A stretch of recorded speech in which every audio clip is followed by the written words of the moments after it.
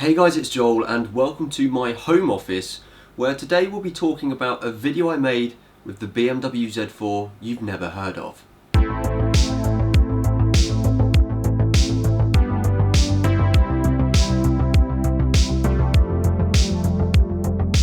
Hello everyone, I hope you're all keeping well during these pressing and challenging times. I'm of course today at home. I'm in my home office because in the UK we are still currently on lockdown at the time of filming this, but I want to keep the content coming up for you guys, keep the content interesting, so I'm doing my best to come up with innovative ways of doing just that. So if you are new here or you're one of my 75-80% of viewers or so that are not subscribed to the channel, please go ahead and subscribe now. So today then I'm going to be jumping back with you guys to September of 2018. I met up with a chap called Mark, who was the very proud owner, and I believe still is, of his Alpina Roadster S. He was ever so kind as to invite me down to film with the car and have a go in it too. We were super lucky and it was an absolutely stunning day to film with the car. So after a drive down to meet with Mark, he showed me around his Alpina Roadster S. People that don't know Alpina, it's kind of, they're very closely linked with BMW, but this particular one, like they would have taken the shell from BMW's line and taken it to their own factory in Germany, and then they build this as an Alpina, has its own VIN number, as a completely like its own manufactured car. So the Alpina Roadster S is quite obviously based off an E85 Z4, except there's a number of differences. For a start, the engine is unique. It's a 3.4 litre engine that actually produces 300 brake horsepower and 270 pounds-feet of torque or thereabouts. And comparing that to the Z4M is actually only a 3.2 but has 340 brake horsepower but slightly less torque at around 260.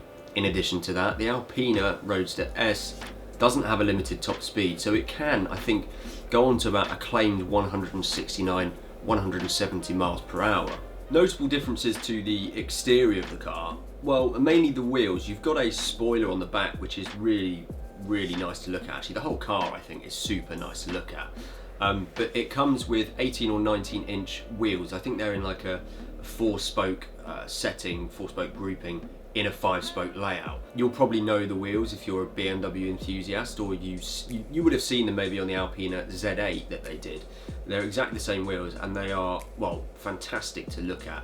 18 or 19 inches, and more interestingly actually, the Alpina Roadster S came on Michelin Pilot Sports as standard, whereas the Z4 and the Z4Ms came on run flats. I'm not sure about the Z4Ms actually, I'd have to fact check there, but I know the standard E85 Z4 that the car was based on was obviously on run flats as standard. So with the Alpina, they got rid of that and put it on Michelin Pilot Sports, which is something I can totally understand why they would do. I'm now on Michelin Pilot Sports on my Z4 and it makes total sense for a car like that.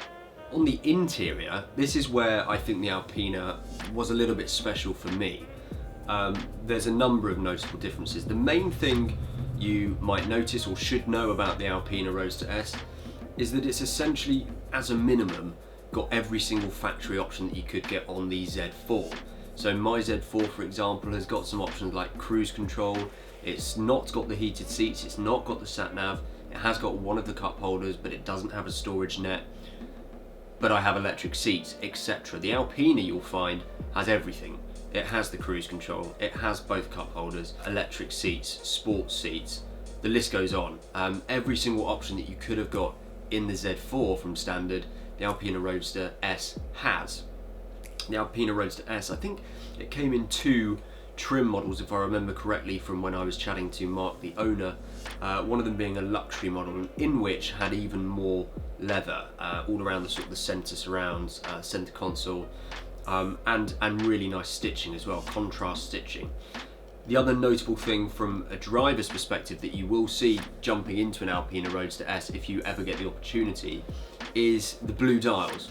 So it's almost the same layout as my Z4, except the dials are sort of a very nice darkish blue, which makes it feel quite special actually. Also, you'll have an Alpina badge on the steering wheel instead of the BMW badge, but it is exactly the same looking wheel, and various Alpina badges and stitching and colours and hints all over the car.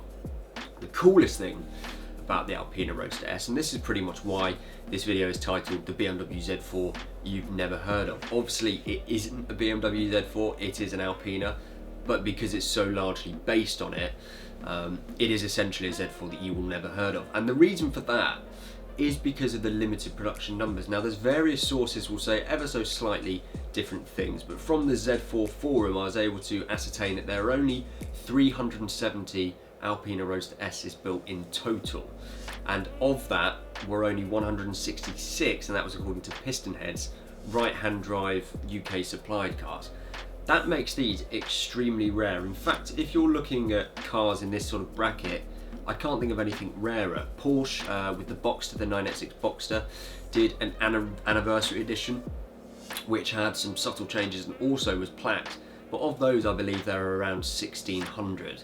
So the Alpina Roadster S really is a super rare car, and comes with a plaque sort of above the center console where you might find the lights saying the production number of your Roadster S. So really, really cool, and for me probably the main attraction of the car is its exclusivity. There, like I say, are not many cars, if any, within this sort of price bracket that you can get that exclusive and rare. So to put that into perspective a little bit more, I had a quick look before filming this video on Auto Trader. There were only 7 Alpina Roadster S's for sale, which comparatively to like the Z4M Roadster, there's around 40 or 50 of those for sale at any one time, but only 7 Roadster S's. So that gives you an idea of how limited they are here. And the really interesting point is that the Roadster S's are actually priced pretty similarly to the Z4M Roadsters, if not ever so slightly less, which does make me think that they are, I mean, almost like a no-brainer to buy. If you're a fan of the Z4 and you want a sort of ultimate collector's Z4, if you like, the Alpina Roadster S at the moment is a no-brainer. Now, I'm not at all qualified to talk about investments or advice when it comes to buying cars. I've got extremely limited experience of that myself.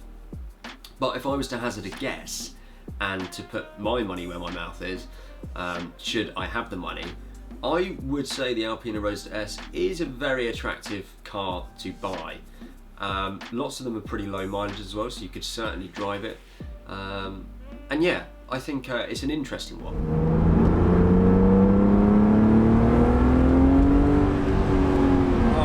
And the grip as well. I mean, I'm not even pushing it. I don't push it. I haven't really thrown it around much. A couple of times on a roundabout just to see, and it just doesn't let go. You know, the car's got a lot more talent than I have. Yeah. So you'll have to go back and watch my video here with the Alpina Roadster S. Of course, I'll link it in the description and probably pin a comment so you guys can click on it super easily. But at that point, actually, in September of 2018, I hadn't actually driven a Z4M. Shortly after, I think in the new year of 2019, was my first experience in an M, which was an M Coupe, although quite modified. Lots of you might remember that video. That was actually maybe another one we'll talk about in this sort of reflection series, because that was one of my favourites. And then it was maybe months after that before I actually got my hands on a Roadster. But anyway, at the time of making this video with the Alpina, I had never driven a Z4M Roadster, so couldn't compare it to that in the video. But yeah, check the video out to see my thoughts on how I thought the Roadster S drives, sort of with no other context, only to that of my 3 litre. But if I was to reflect now, having driven numerous Z4Ms, I would say that just purely from a driving perspective, in my opinion, if I could only drive one, it would be the Z4M.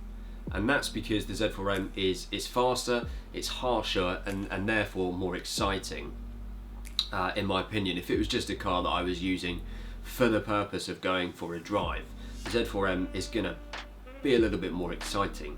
However, if I was going out to buy a Z4M Roadster, and I was sort of had the money and, you know, I was seriously considering it, I would really have to think about whether or not the Alpina Roadster S would be a better place to put that money. Now, not just purely from an investment perspective, but actually I think from a cosmetic standpoint, I wouldn't say the Roadster S looks better, but it certainly is prettier.